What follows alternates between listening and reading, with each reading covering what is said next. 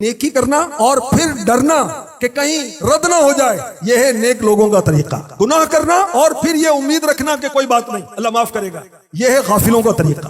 شیطان ہمیں کان پکڑ کر رب کی نافرمانیوں میں لگا دے۔ اللہ کی رحمت بہت بڑی ہے، نمازیں پڑھنے کی کیا ضرورت ہے؟ اللہ کی رحمت تو بہت بڑی ہے، زکات دینے کی کیا ضرورت ہے؟ خون پسینے کی کمائی میں کیوں کسی کو دے دوں؟ اللہ کی رحمت بہت بڑی ہے، وہ معاف کر دے گا۔ میں سود کا لین دین کیوں نہ کروں؟ میں رشوت کا لین دین کیوں نہ کروں؟ اللہ کی رحمت بہت بڑی ہے۔ جب دل میں آئے گا میں گالی دوں گا، جب میرا دل چاہے گا میں غیبت کروں گا، جب میرا دل چاہے گا میں مسلمانوں کی چغلیاں کروں گا، ایک کو دوسرے سے لڑاؤں گا۔ اللہ کی رحمت بہت بڑی ہے۔ لوگوں کے عیب میں اچھالوں گا، مجھے کیا پرواہ ہے؟ مال دبا لے کسی کا، کسی کی چیز عارضی طور پر لے کر واپس کرنے کی کیا ضرورت ہے؟ اللہ کی رحمت بہت بڑی۔ مسلمانوں کے برے برے نام رکھنے میں حرج کیا ہے؟ ذرا مزہ آتا ہے، ذرا ہنسی مذاق بنتی ہے۔ اللہ کی رحمت بہت بڑی ہے، خیر ہے، کوئی حرج نہیں ہے۔ میں کسی کو لمبو کہہ دوں، میں کسی کو ٹھنگو کہہ دوں، میں کہہ دوں کہ تیری برادری چھوٹی ہے، میری برادری بڑی ہے، تیری اوقات کیا ہے؟ تو کماتا کیا ہے؟ تو سمجھتا کیا اپنے آپ کو؟ کیا حرج ہے کہنے میں؟ اللہ کی رحمت بہت بڑی ہے۔ مرد عورتوں کے ساتھ دوستی کریں، چیٹ کریں، وائس میسج کریں، ملاقات کریں، آپس میں رابطہ رکھیں، کیا حرج ہے؟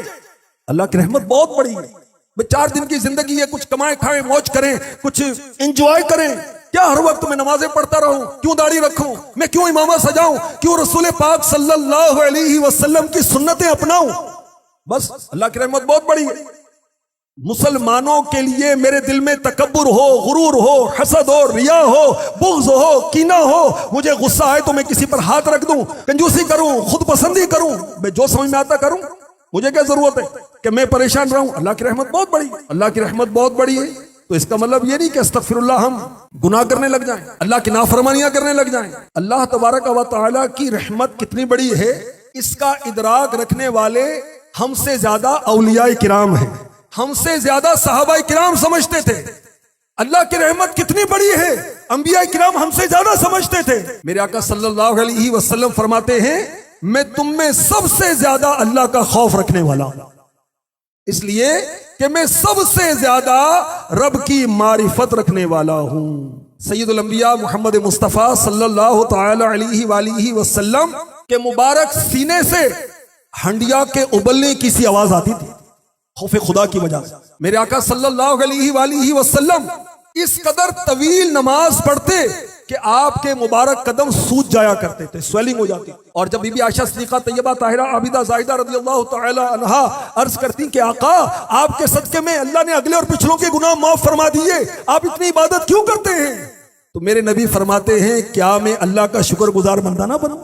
حضرت ابراہیم علیہ السلام جب آپ نماز پڑھتے تو خوف خدا سے ان کے دل کی دھڑکن تیز ہو جاتی، اس قدر تیز ہوتی کہ 1 میل کی مسافت سے بھی ان کے دل کی دھڑکن سنائی دیتی تھی۔ حضرت شعیب علیہ السلام اللہ کے خوف سے اس قدر روئے کہ آپ کی اکثر بینائی جاتی رہی۔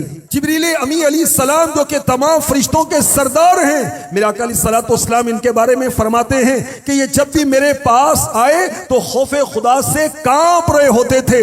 حضرت صدیق اکبر رضی اللہ تعالی عنہ آپ نے ایک پرندے کو، ایک برڈ کو دیکھا، کہا کاش میں تیری طرح ہوتا، مجھے انسان نہ بنایا گیا ہو۔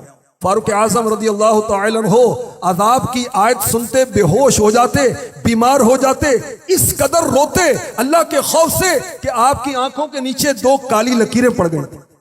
فرمایا کرتے کاش میری ماں مجھے نہ جن جاتی۔ اللہ کی رحمت بہت بڑی ہے، یہ لوگ ہم سے زیادہ اللہ کی رحمت کو سمجھتے تھے مگر اللہ کے خوف سے روتے تھے، کثرت کے ساتھ نمازیں پڑھتے تھے، کثرت کے ساتھ روزے رکھتے تھے، ان کی زندگیاں روزوں میں گزرتی تھیں، ان کے دن روزہ رکھنے میں اور رات عبادت میں گزرتے، اور پھر یہ رب کی بارگاہ میں روتے تھے یا اللہ ہمارے گناہ معاف کر۔